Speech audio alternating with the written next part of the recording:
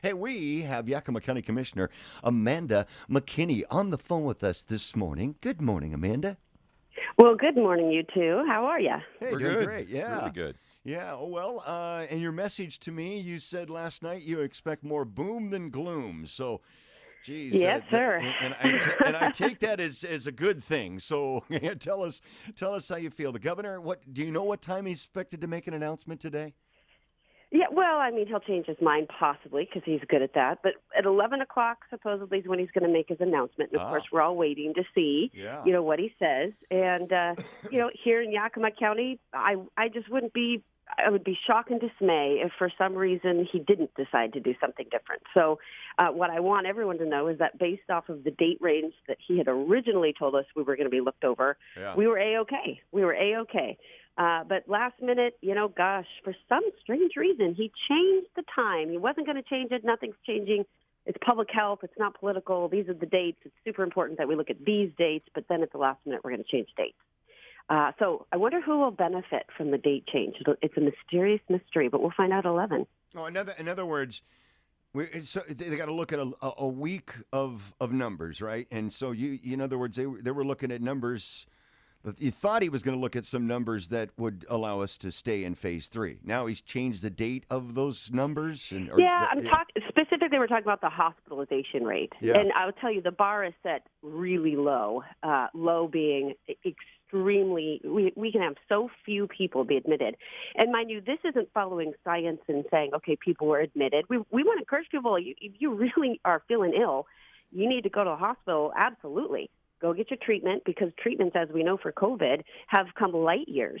You go in there, you get treated, they release you, pat you on the back, send you on your way.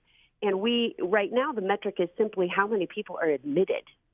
So that's ridiculous. We still right now, we're averaging the same number of people sitting in the bed, about 10 people. We have over 300 hospital beds in our county, with a surge capacity for 400.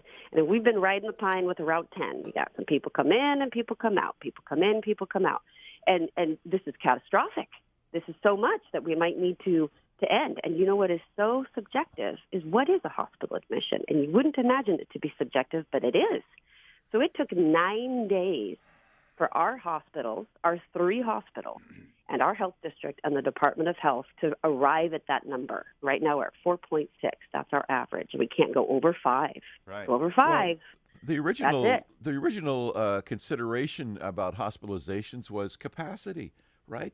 Yes, sir. Our whole Well, wait a second, conversation sir. Wasn't the entire thing about capacity? Flatten the curve so we don't overwhelm our systems and fill up our beds to the point that we can't deal with them. We don't want to be Italy. We don't want to be what Italy was. Or India right now, for goodness sakes. Yeah, absolutely. No kidding. But now we are 5 out of 100,000, and that's too much. So it could be too much. Absolutely, yeah. Mm-hmm. It's ridiculous.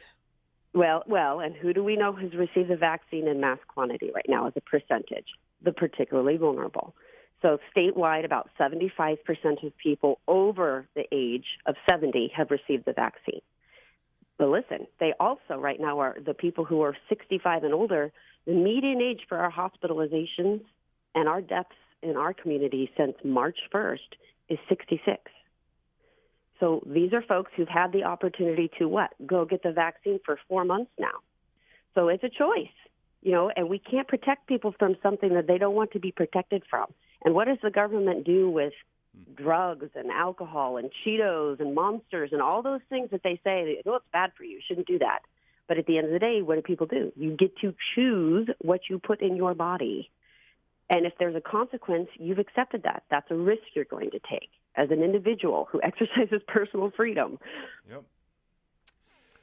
Well, so the boom and gloom thing, maybe we're interpreting that the wrong way. Yeah. Maybe, yeah. No, it will be good. I will tell you this, and the reason why I say that is because I know that even right now we believe, after some scrambling over the weekend, that our number for the new date range is still that 4.6. But I tell you what, I've already made it very clear that we will reject any data that shows otherwise. Because if you change the dates, and I would encourage every other elected official across the state to challenge it and simply say, I reject it. Because you've made all these changes at the last minute, as we know, data continues after the fact. Oh, after the fact, we've realized we made a mistake. I would soundly reject it and say, you need to go through and spend 10 days proving to me how you got your information. And we'll just sit here and we'll stay in phase 3 till you figure it out. Right on. Well, if anybody knows about double-checking data and making sure they got it right, that might just be you. Yeah. So good on you. Okay. Well, we will keep in touch and hopefully have good news in our noon report today. Well, and I want to make an ask for people to follow the health board. You know, this is something that's been a sleeper. Our health board sets the policies for the health staff to administer. And it's vital that people pay close attention. We've got 7 members on that health board. And at our last meeting, you know, I made a motion saying that we needed to remove mask mandates for children 0 through high school outside. Okay, this is common sense. And couldn't get it to pass. And instead what we decided on was we're going to send a letter. We're going to send a letter to Inslee asking him to please consider it. Now, that's a great step, but I'm going to be doing it again. We've got to take the masks off these kids. They are not vulnerable to COVID. Everybody can look at the stats. And by the way, this is to protect the people who are most vulnerable. Okay, you've had the ability to get the vaccine. We have dumped vaccine in Yakima County. Since April 25th, we've dumped almost 500 vaccine doses, and we've got hundreds of appointments that are available.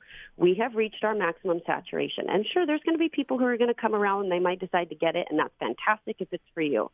But we cannot shut our economy down and change the lives of our children just because people who've had the chance to get the vaccine still want even additional protection. That's not how America works. Yeah, I mean, I just say I imagine my daughter Kate at recess, in order so that somebody who is eligible for the vaccine and didn't get it is running around with a mask and is fearful someplace else. It's like, are you kidding me? Well, no, who did? Yeah. No, what we have right now are people who've had the vaccine and still are want wearing people. It's and it's a slippery slope. And yesterday, Inslee announced that there's special rules for major events for people who are vaccinated and not vaccinated. How about that one, huh? That's a doozy. Here we go. Get out your patch. Get it out. You know, get out the patch or stay home. You know, it is. It's a second-class society. Yeah. And the saddest thing for me is hearing from people who tell me I'm out, I'm moving. Yeah. And that to me is heartbreaking because I know that there are people who have had deep roots going generations back in our community who are fed up and ready to leave. And I'll tell you, I'll hold the tide, but something's got to change at the governor's level. Absolutely.